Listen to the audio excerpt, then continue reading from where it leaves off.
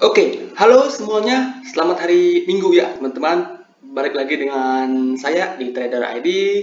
Seperti biasa ya, hari ini kita akan membahas IHSG dan hari ini kita akan membahas beberapa saham yang menurut saya cukup menarik buat kita perhatikan setidaknya seminggu sampai 2 minggu ke depan, teman-teman ya. Nah, sebelum kita lanjut ke pembahasan, disclaimer on dulu teman-teman karena video ini bukanlah ajakan untuk membeli maupun menjual suatu saham tertentu ya. Ini murni adalah analisa saya pribadi, jadi silakan untuk dianalisa ulang kembali karena nanti baik keuntungan maupun kerugian itu balik ke resiko masing-masing. Oke. Nah, IHSG udah pernah kita bahas hari Jumat kemarin ya, dimana view saya untuk IHSG setidaknya seminggu 2 minggu ke depan menurut saya masih akan cenderung bergerak sideways teman-teman ya. Nah, yang menarik itu adalah saham di sektor-sektor properti teman-teman ya, dimana saham-saham sektor properti itu hampir semuanya udah pernah kita bahas ya. Nah, yang pertama kita bahas hari ini yaitu BSDE, dimana BSDE dan SMRA itu dua saham properti favorit saya teman-teman ya. Nah, BSDE sebelumnya pernah kita bahas di sini. Di sini dia break double bottom kecil, kemudian habis itu besoknya dia break double bottom. Ini bottom pertama, ini bottom kedua dengan volume yang gede teman-teman ya. Nah, dua candle terakhir dia konsolidasi dengan volume kecil. Jadi sebenarnya BSDE ini so far masih menarik teman-teman. Masih menarik. Target terdekat itu ada di sekitaran 1080 sampai 1100. Nah, habis itu kemana? Terus terang saya nggak tahu teman-teman. Habis itu kemana? Terus terang saya nggak tahu. Nah, harapan saya di sini dia konsolidasi sebentar, kemudian dia melanjutkan kenaikan hingga ke 1225 dan nah di sini ada double bottom yang gede teman-teman. Bottom pertama ini ya. Ini bottom pertama. Kemudian ini bottom kedua. Nah, kalau sampai dia ke sini kemudian breakout itu potensinya menarik banget ya untuk BSDE ini sendiri. High di sini harusnya bisa di breakout ya di 1350 itu harusnya bisa di breakout tahun ini ya kalau BSDE mampu melewati dua resisten ini. Yang pertama di 1100, kemudian berikutnya di 1225. Kalau dua resisten itu di breakout, menurut saya tahun ini ya BSDE bisa ke last high-nya sebelumnya di sekitaran 1350. Nah, per hari ini ya strategi per hari ini buat teman-teman menurut saya ya karena ini rilisnya udah sedikit gede maka teman-teman bisa manfaatkan entry bertahap kalau menurut saya. Nah, pertama teman-teman bisa entry di sini di harga sekarang atau kalau teman-teman masih mau nunggu dia retrace ke bawah, teman-teman bisa tunggu di bawah ya. Tapi saya nggak yakin ya dia akan retrace lagi karena dia udah sempat retest sebelumnya. Nah, jadi strateginya seperti apa? Menurut saya teman-teman bisa beli di harga sekarang, mungkin setengah porsi dulu. Nah, setengah porsinya itu teman-teman bisa manfaatkan buy on weakness kalau dia turun lagi ke sekitaran 950-an atau teman-teman bisa buy on breakout ketika BSDE ini terkonfirmasi breakout dari 1100 ya. Jadi sesuaikan dengan risk management masing-masing. Kalaupun menurut teman-teman ini oke untuk buy sekalian, menurut saya sih oke-oke aja ya. Itu sesuaikan dengan risk management masing-masing. Kalau saya sih ya di posisi saat ini, saya kan udah entry sebelumnya. Terus terang saya udah entry sebelumnya pas dia retrace di sini. Nah, kalau saya pribadi buat teman-teman yang baru mau entry lebih baik ya setengah dari harga sekarang. Kalau turun lagi teman-teman entry setengah, kalau breakout teman-teman entry setengahnya lagi ya. Oke, baik, tapi sekali lagi itu sesuaikan dengan risk management masing-masing. So far sih ini menarik ya. Yang menarik volume breakout-nya gede-gede, kemudian dia konsolidasi dengan volume minor. Konsolidasinya pun dengan menciptakan ekor yang panjang ke bawah teman-teman. Itu menandakan kalau BSDE ini cukup kuat untuk bertahan di harga sekarang. Oke, itu untuk BSDE. Kemudian masih di properti yaitu Pakuwon. Tapi Pakuwon ini sayangnya kurang begitu teman-teman. Jadi jangan masuk dengan dana yang gede. Nah, Pakuwon sebelumnya kita pernah cuan cukup banyak ya di sini. pakuan ini patternnya sama dengan di sini. Kalau teman-teman perhatikan ya, ini patternnya bisa dibilang sama. Dia, sorry, kita turun sedikit. Dari high-nya ini turun ke low-nya ini, dia membentuk pattern yang namanya falling wedge. Oke, di sini dia membentuk pattern falling wedge. Pas dia break falling wedge-nya, volumenya gede, volumenya paling gede di sini. Nah, kemudian di sini ada, ini kita bisa hapus dulu ya. Ini bisa hapus dulu. Ada pattern lanjutan, yaitu dia di sini break yang namanya inverted head shoulder, teman-teman. Dimana ini shoulder kiri, ini shoulder kanan, headnya, teman-teman. Ini headnya dan ini shoulder kanannya. Nah, pas dia breakout, volumenya kembali meningkat, teman-teman ya. Dan sebenarnya target dari inverted head and shoulders ini udah kecapai ya, udah kecapai. Dan hari ini Jumat kemarin ya, dia retrace menyentuh 500, teman-teman ya, 500, dan merupakan support kalau menurut saya 500. Nah, untuk saat ini ya, buat teman-teman yang tertarik pakuan, menurut saya masih boleh untuk dibeli, teman-teman. Belinya di harga mana? Di harga sekarang oke, spare cash lebih kalau dia sampai ke sini. Ya, kalau dia turun sampai sini sekitaran 480-an ya. 480-an teman-teman bisa manfaatkan sebagai last support. Jadi belinya di harga sekarang oke ya.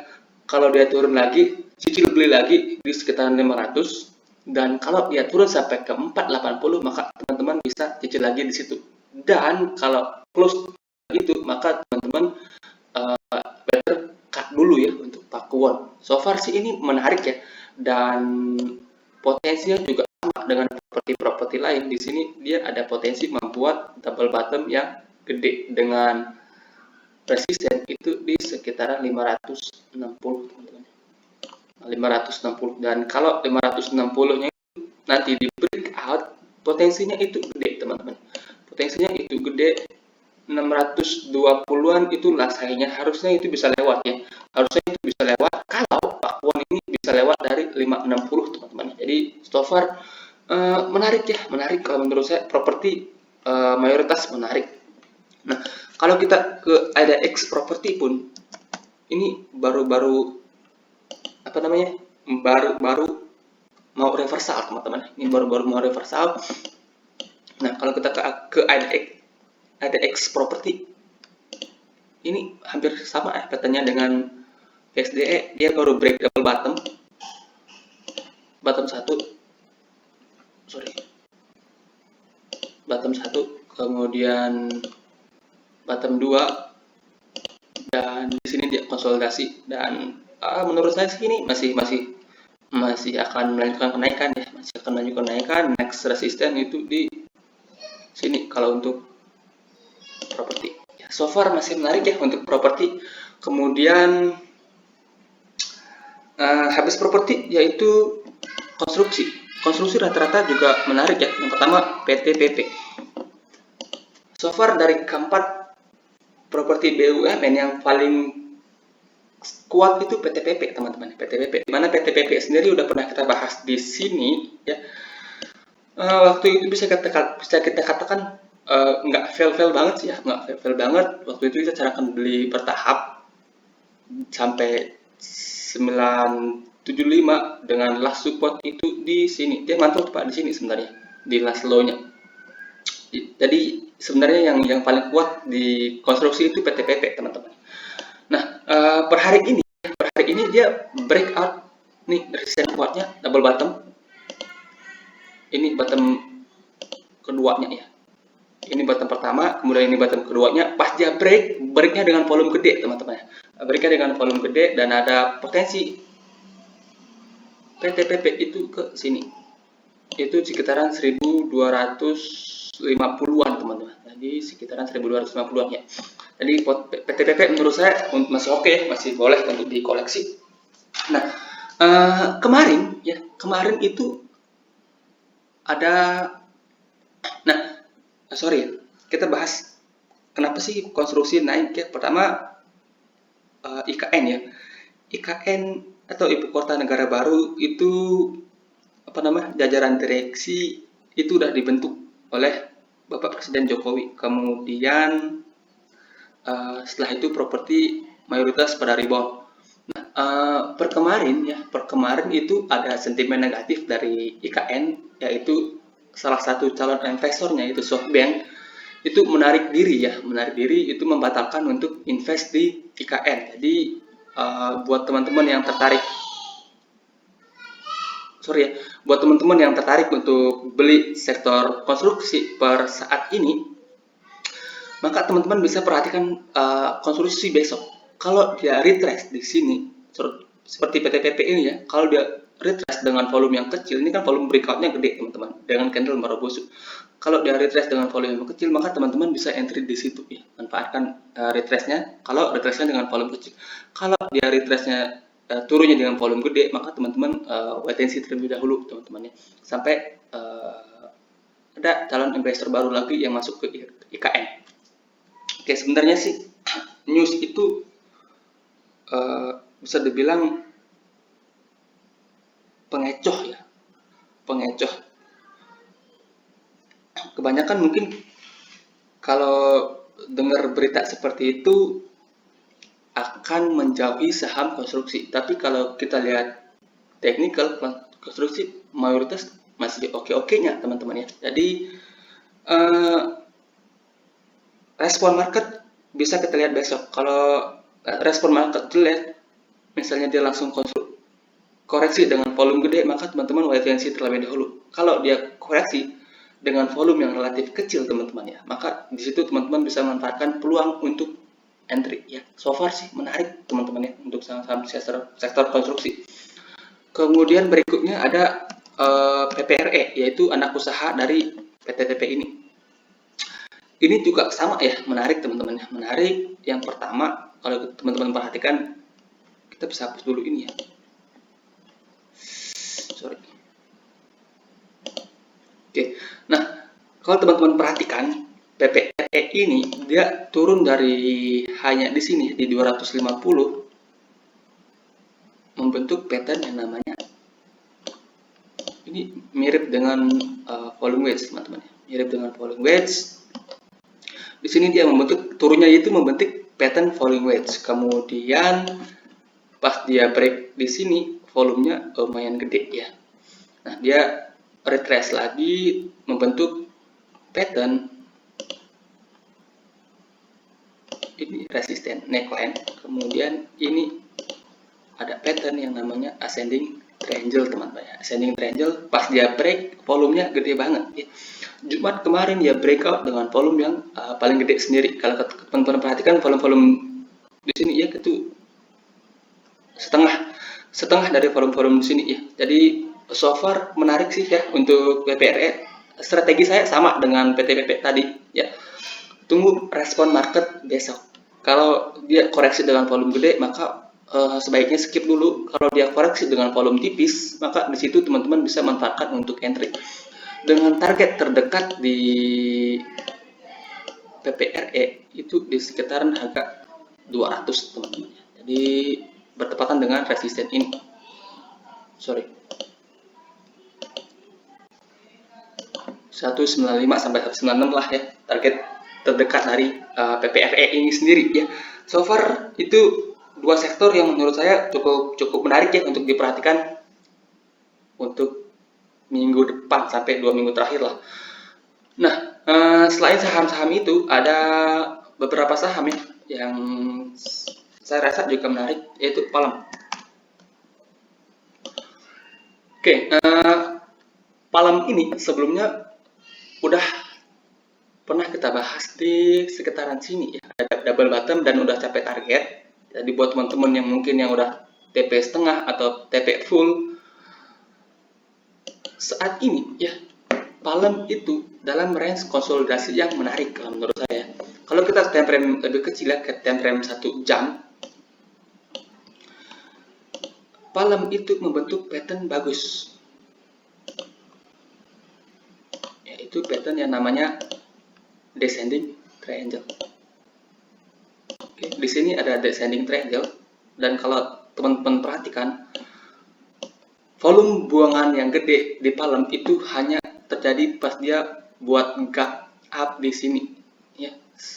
Di sini dia sempat arah, terus besoknya dia open gap up tinggi dengan volume buangan yang gede. Nah, setelah itu volume konsolidasinya itu dengan volumenya kecil-kecil, teman-teman. Dengan volume yang kecil-kecil malah lebih tinggi hijau-hijaunya ini. Jadi so far palem ya buat teman-teman yang mungkin sebelumnya udah taking profit, palem ini teman-teman bisa entry lagi kalau palem mampu break dari 850 ya. Kalau palem mampu break 850, maka teman-teman bisa manfaatkan buy on breakout di palem. Nah, buat teman-teman yang masih hold saham ini, masih dalam kondisi profit, teman-teman jangan lupa set trailing stop dengan support yang diperhatikan itu area 770 ya. Kalau 770 itu dijebol, maka ada potensi dia akan kembali ke sini di sekitaran 715-an. Jadi dua support itu teman-teman bisa perhatikannya, 770 dan 700 lah ya. 700 kita bulatkan 700 sebagai resisten support psikologis tadi. Sorry ya. Jadi strategi yang baik untuk saat ini menurut saya itu buy on breakout. Beli ketika dia mampu break 850 ya buat teman-teman yang belum entry. Nah, buat teman-teman yang udah entry sebelumnya pas dia break di sini, maka jangan lupa untuk set trailing stop. Set trailing stopnya di mana? Di bawah 770. Ya, intinya jangan sampai rugi lah. Oke. Itu untuk palem. Kemudian satu saham lagi yang menurut saya juga oke, yaitu Same. Same ini ya pernah kita bahas minggu lalu ya, dan beberapa hari terakhir juga pernah saya bahas Same. Oke, Same ya minggu lalu saya sarankan beli ketika dia mendekati 350 sebagai support. Nah, di sini kan dia ada candle Marubosu dengan volume gede. Di situ saya bahas Same menarik mendekati 350. Nah, ini last low-nya itu di 356 ya. Jadi buat teman-teman yang udah mungkin nyicil dari harga ini, harusnya teman-teman udah sempat profit dan kena trailing stop ya. Harusnya teman-teman udah sempat profit sampai di sini. Itu last high-nya itu sekitar berapa ya? 414. Nah, untuk saat ini gimana? Sampai menurut saya wajar terkoreksi ketika dia menyentuh resistennya ini. Nah, sekarang kita ke time frame yang lebih kecil dulu. Lihat volume koreksinya seperti apa. Kita bisa ke time frame yang 5 menit lah ya. Oke. Nah, di sini kalau teman-teman perhatikan volume pas dia koreksi nyentuh resisten, itu volumenya nggak terlalu gede teman-teman, nggak terlalu gede, nggak terlalu signifikan. Jadi Same menurut saya masih oke, masih menarik teman-teman ya. Bisa teman-teman manfaatkan entry dari harga sekarang sampai 350. Oke, sampai 350, dan stop lossnya teman-teman bisa pasang beberapa tick kalau Same ini close di bawah 350 ya. So far sih ini menarik teman-teman, ada potensi dia reversal. Yang pertama, kalau teman-teman perhatikan, dia udah breakout dari down trend line, sekaligus down trend line-nya itu membentuk pattern falling wedge. Kalau kita tarik lebih jauh lagi, nah, seperti ini. Di sini dia breakout, volumenya paling gede, ya volumenya gede, kemudian dia turun lagi, mencoba retest down trend-nya ini, kemudian dia rebound lagi. So far sih menarik teman-teman, menarik. Once dia break ini 404, potensinya ke 500. Jadi sama sih potensinya ya untuk Same. Jadi menarik kalau menurut saya buat diperhatikan. Buat dicicil beli juga oke, nunggu dia breakout di sini juga oke teman-teman. Itu sesuaikan dengan style masing-masing, risk management masing-masing. Oke. Sekian ya pembahasan kita hari ini, semoga bermanfaat. Mohon maaf kalau kata-kata saya ada yang kurang berkenan ya. ada yang mungkin nggak paham dengan apa yang saya sampaikan, mohon maaf teman-teman ya. Semoga nextnya bisa lebih berkembang lagi ya, video yang saya buat bisa lebih berkembang, dan terima kasih juga buat teman-teman yang udah support sampai sejauh ini. Sekian ya, selamat malam.